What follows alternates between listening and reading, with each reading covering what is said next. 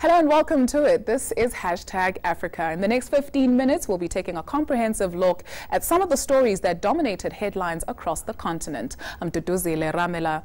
We begin in South Sudan, where a peace deal has been struck between rebels and President Salva Kiir.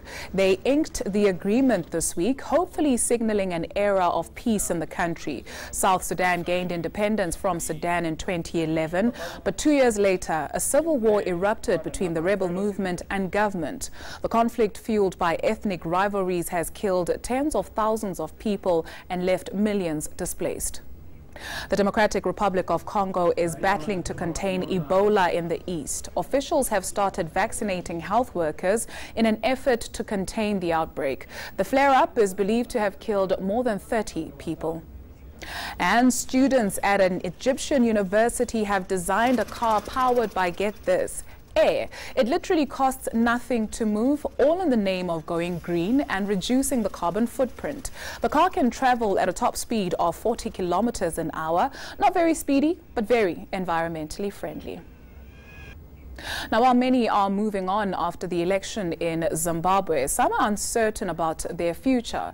Artist Owen Maseko's exhibition about the atrocities in Matebele land in the 1980s has been banned by government. He spoke to #Africa about the difficulties that come with expressing oneself. I started by asking him what inspired the Gukurahundi collection.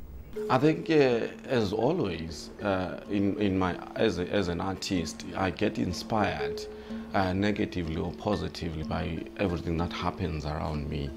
And sometimes other people's experience, or people that are my relatives, experience all the stories around me.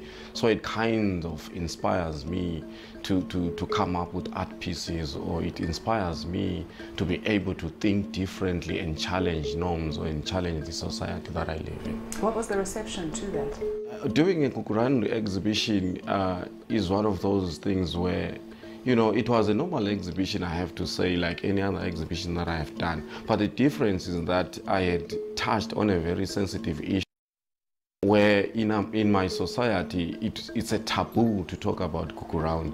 I remember when I was growing up as a small boy, you know, even if you tried to ask your parents, what is it about this Gukurahundi issue?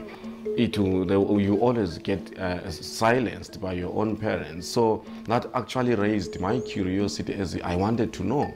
I wanted to know, because you would get some instances where your parents would be telling you, don't get married to Shona people, because I'm Ndebele, I come from a strong Ndebele background. So that history kind of, why wouldn't, I remember at some point, my parents would actually have challenges with me having Shona friends. Actually, when I was growing up, even up to now, one of my best friends is actually Shona.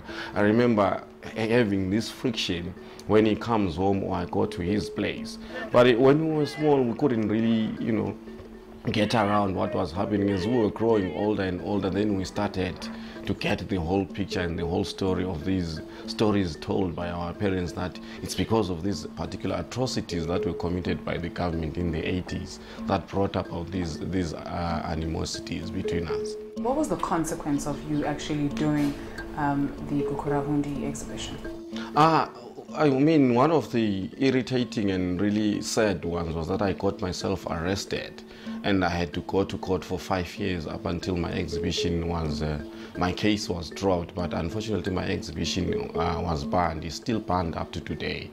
And also, I got isolated. When I was arrested at that time, I was expecting my fellow colleagues or other artists to rise to this occasion, and we all fight the same freedom of expression, to be part of what we all want as artists. But unfortunately, I found myself alone, fighting this battle alone. So that isolation from other artists, and that not getting support from other artists, actually it made things very worse, because I kind of became this person who has done something quite wrong. So most people and most artists didn't want to associate with me. Even up to today, you know, it's very difficult for me to do an exhibition with anyone, or at the National Gallery, I have to say.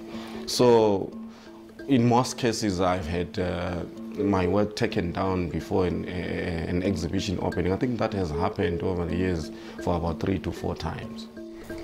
It sounds as if it's not an environment that is made for an artist to thrive, yet here you are. You're also a sculptor, you create amazing pieces. Not only are you a painter, why go on, why not leave? Internationally, you've been received so well. I think one of the things that I did, because I'm one of those people that is very curious, very experimental.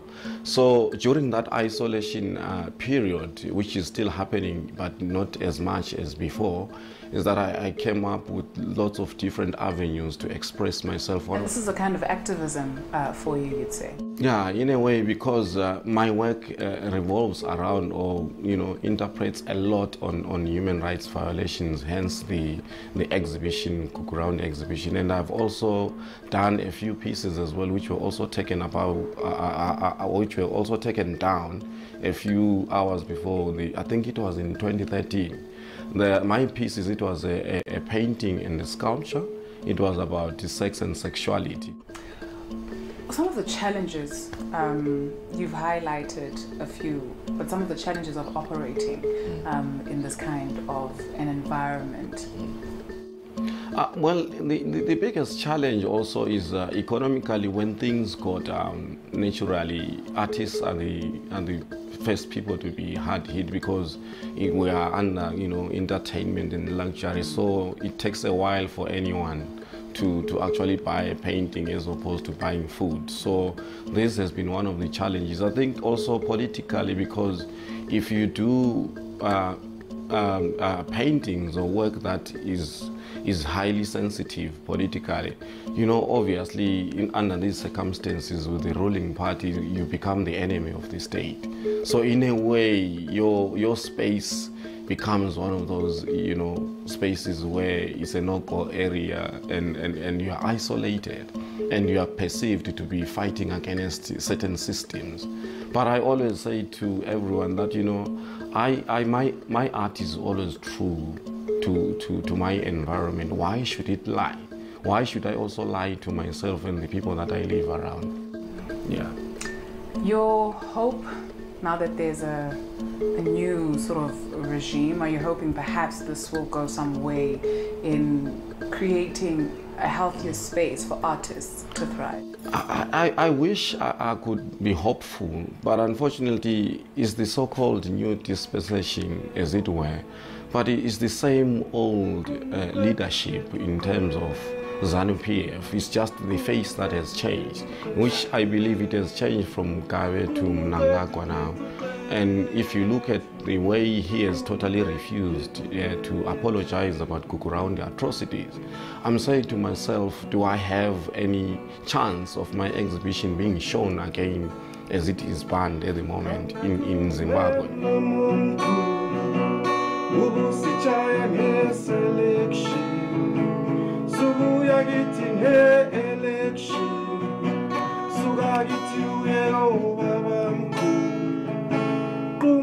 To get